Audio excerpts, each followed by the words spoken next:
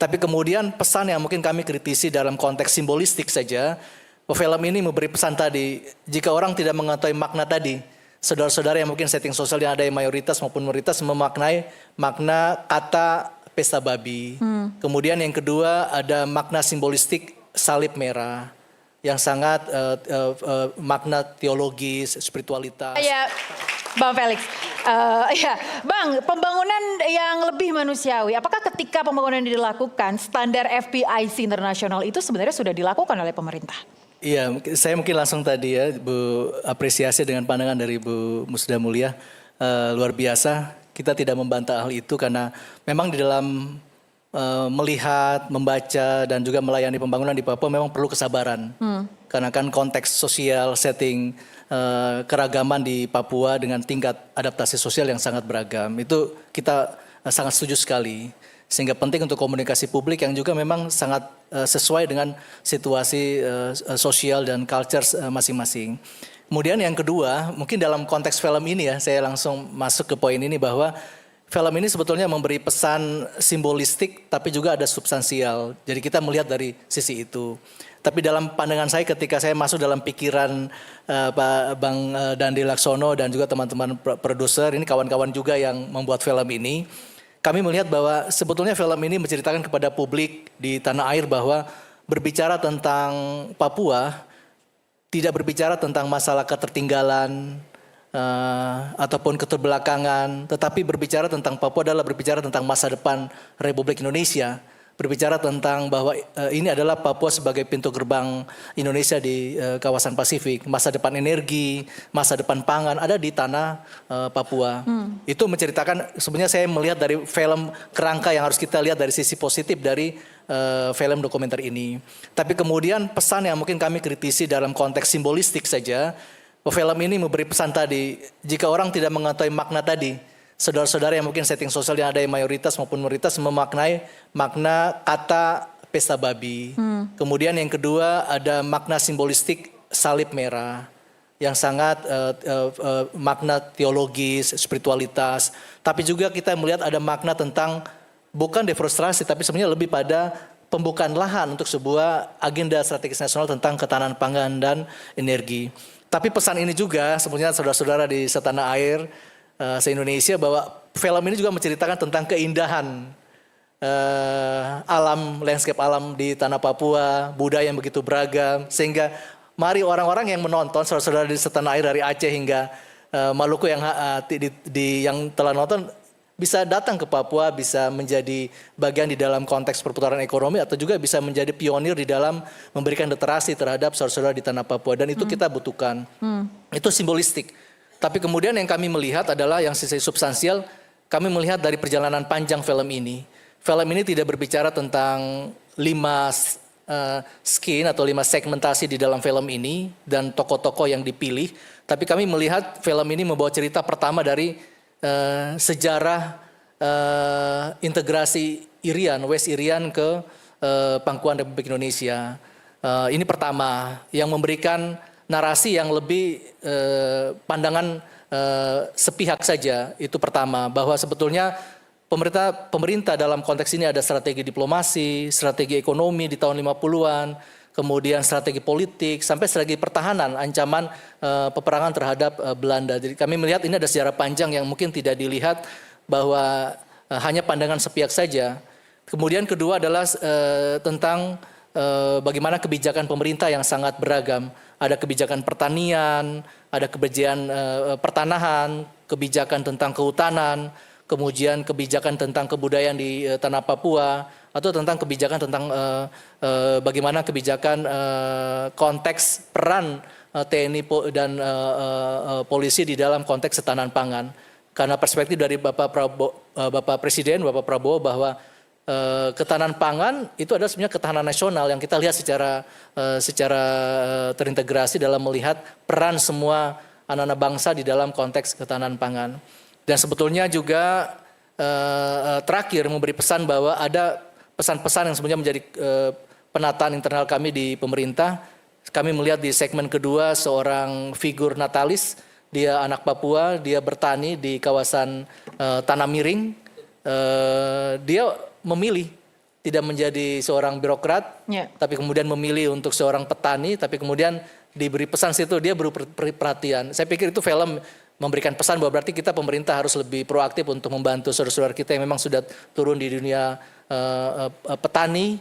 Mereka menjadi mereka yang menghidupkan kita untuk bisa makan dan sebagainya. Tapi kemudian terakhir bahwa film ini memberikan bahwa kawasan di Papua ini kawasan yang memiliki potensi untuk pangan.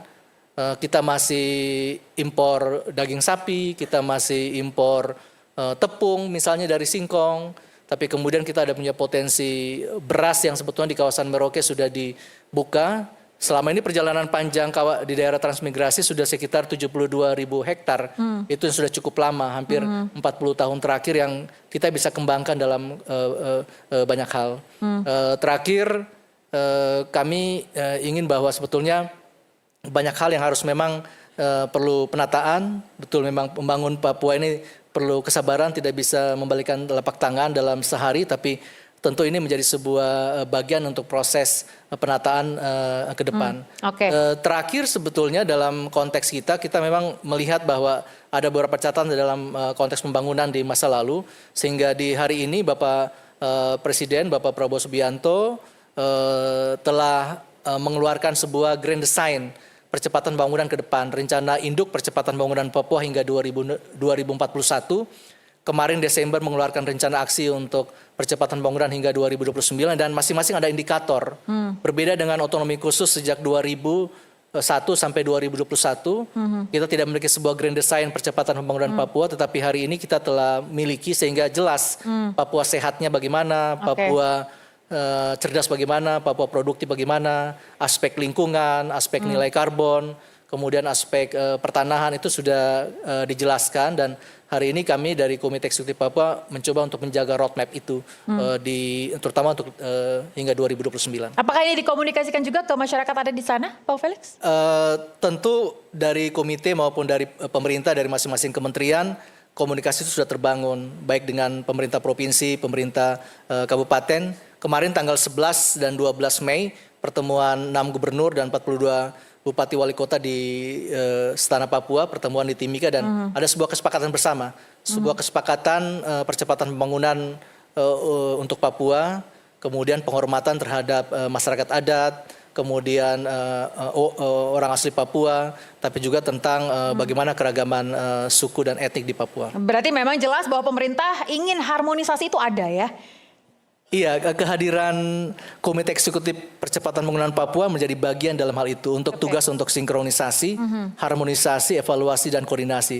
Apakah dalam konteks regulasi, apakah dalam konteks kerangka perencanaan, kemudian dalam konteks kerangka pembiayaan yang sangat beragam dari internasional partner sampai di pembangunan desa. Ini kan topik yang sangat beragam. Kami setuju tadi dengan Bu Mulia bahwa melihat Papua kan tidak melihat dari sisi pembangunan di 6 provinsi, tapi melihat Papua dalam konteks geostrategis, geopolitik di kawasan Pasifik, sehingga tentu kami melihat bahwa tadi kita memang harus tidak menempatkan Papua sebagai daerah pinggiran, tapi harus daerah terdepan di kawasan Pasifik. Sedikit saja dari Prof, itu artinya pemerintah tidak menempatkan Papua sebagai daerah pinggiran? Saya setuju ya apa yang disampaikan oleh Bapak ini mewakili pemerintah. Saya ingin mengatakan bahwa sebenarnya kita tuh nggak sulit ya. Kita kan mestinya kalau bisa seluruh pembangunan kita itu bertumpu kepada nilai-nilai Pancasila. Kita kan punya nih Pancasila ya. Tapi kenapa kok kita sering lupa gitu. Pancasila itu benar-benar sebuah ideologi yang menurut saya ini luar biasa ya. Para founding fathers and mothers kita. Bayangkan sila pertama itu menekankan tentang pentingnya spiritualitas. Jadi bicara tentang masyarakat adat itu bicara tentang spiritualitas. Nggak boleh kita meremehkan mereka. Kadang-kadang kan timbul satu anggapan, mereka kan sedikit, ya minoritas jumlahnya. Jadi jangan lihat jumlah kalau manusia ya. Yang kedua kita melihat, dia kan terkebelakang, primitif, begitu-gitu kan. Itu suatu hal yang istilah-istilah begitu saya kira sudah harus kita hilangkan. Terus yang kedua bagaimana kemanusiaan yang adil dan beradab, persatuan Indonesia, dan yang paling penting keadilan sosial bagi seluruh rakyat Indonesia.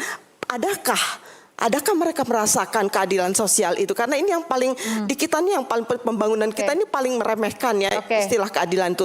Tapi satu hal yang ingin saya garis bawahi dari perbincangan kita hari ini adalah Sebentar Prof, saya mau tanya dulu ke Bang Iwan. Bang, terkait dengan pendekatan Pancasila itu kalau dari Pak Prabowo sendiri seperti apa? Jadi gini ya, sosialisasi pasti sudah dilakukan ya. Cuma nanti diprotes lagi sama Bang Ray Rangkuti ya. Karena TNI di sana ya, selain membantu polisi menegakkan hukum, menegakkan keamanan, mereka juga itu mendekati masyarakat untuk menyampaikan program-program pemerintah pusat untuk di daerah. Ya. Multifungsi tentara di daerah konflik ya. Jadi memang keterbatasan sumber daya manusia yang ada di sana, terutama untuk menyangkut dari pendidikan, kesehatan segala macam, maka banyak melibatkan TNI dalam urusan itu. Ya. Sosialisasi itu tadi ya? Iya, mengajar kesehatan, semua ya dilakukan. Tapi isu-isu kekerasan itu seperti apa tuh Bang? Apanya? Isu-isu kekerasan yang dialami oleh masyarakat di sana? Kan tidak semuanya. Oke. Yang dimunculkan kan yang kasus kekerasan kan. Yang bagaimana tentara mikul saudaranya di Papua ke rumah sakit, dibawa kemana kan gak pernah diungkap. Intinya kita melihat sesuatu itu karena kecintaan atau kebencian. Oke. Kalau kebencian semua yang dilakukan pasti salah. Hargai ya, bagaimanapun TNI itu sudah bekerja. Kalaupun ada kekurang pasan juga, ya rumuskan, rubah aturannya. Tentara cuma suruh perang aja. Kan Pak Ray Rangkuti juga yang 98 merubahnya kan? Iya. Kita sepakat. Iya. Kalau aturan itu mengharuskan tentara itu cuma perang aja, ya sudah perang aja. Oke. Mbak Ray, ternyata peran TNI itu banyak di sana, multi peran. Setuju. Setuju. Jadi kan yang dibilang oleh Bung Iwan itu ubah aja aturannya. Iya, sosialisasi dilakukan seperti yang dikatakan Prof. Gini loh ya, pekerjaan-pekerjaan yang berhubungan dengan sosialisasi macam-macam itu jelas berhubungan dengan pemerintah ya. Gitu. Jadi tapi tentara jangan dilihat itu semacam keistimewaan, jangan dilihat itu semacam prestasi. Itu yang saya bilang tadi itu bolak-balik semua nih kita nanti. Tapi bolak-baliknya mohon maaf aja berasal dari yang paling tinggi jabatannya di Republik ini, Pak Prabowo. Kita coba Anda bayangkan, Pak Prabowo mengapresiasi kinerja Kapolri karena sukses membuat tanam jagung dan juga SPBK yang paling bersih. Akan diberi katanya bintang Mahaputra. Jadi presiden memandang suksesnya Kapolri bukan karena berantas korupsi, bukan karena berantas premanisme, bukan karena berantas judi online, bukan karena berantas narkoba, tapi karena bisa nanam jagung. Oke. Karena ngurusin dapur. Ya, tapi apakah itu ini salah? yang saya mau katakan begini. Oke. Ya Sebentar, jelas dalam kita akan konsep. jeda dulu. Pemirsa, di tengah perdebatan yang panas, ademi diri Anda dengan minum air mineral alami 100% murni yang dingin tanpa didinginkan. Kita akan kembali sesaat lagi.